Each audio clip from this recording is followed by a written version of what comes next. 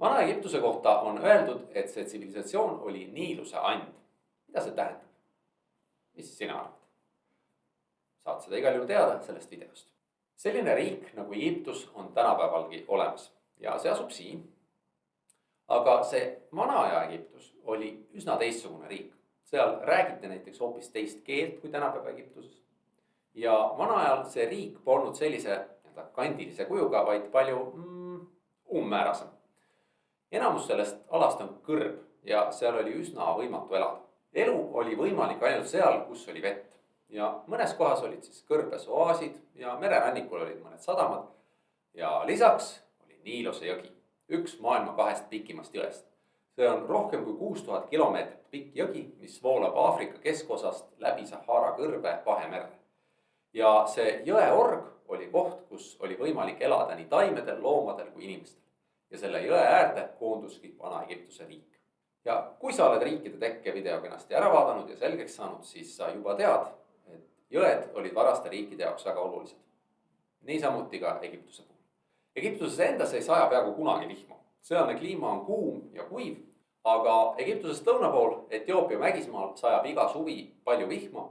See vihmavesi jõuab Niiluse jõkke ja hakkab sealt vaikselt Egiptuse poole voolama. Ja juulis hakkab siis Egiptuses veetase tõusma, nii et jõgi hakkab üle ujutama.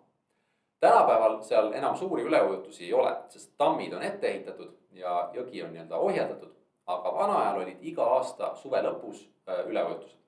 See tähendab, et tulvavesi kattis jõe ääres asuvad põllud ja tõi sinna ka palju muda. Kui üleujutused lõppesid ja veetase alanes, siis inimesed olid, et jei, nüüd meil on nii palju mõnusat muda, teeme mudamaadluse võistlused. No mitte päris, pigem nad olid, et jei, nüüd meil on nii palju mõnusat muda, külvame sinna sisse vilja, siis me saame palju süüa. See jõe muda oli hästi viljakas. Lisaks paistis ju kogu aeg päike, nii et vili kasvas hästi kiiresti. Oli veel ainult üks mure. Egiptuses oli ju väga kuum ja kuiv. Ja pärast neid üleujutusi ei tulnud sinna põldudele aasta aega ju vett juurde. Aga egiptlased olid nutikad ja rajasid kanaleid ja juhtisid jõe vett põldudele, et neid niisutada. Ja lisaks leiutasid nad sellise seadme nagu šatuf.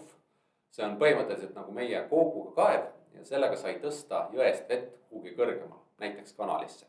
Nii et selle teema, Egiptuse loodusolud, võtab hästi kokku see joonis, mis kujutab Vana-Egiptuse hooaegu. Ei ole mingi kevad, suvi, sügis, talv, vaid üleujutuste hooaeg, külvamise hooaeg ja viljakoristuse hooaeg. Nii et aitäh vaatamast ja kohtume varsti jälle.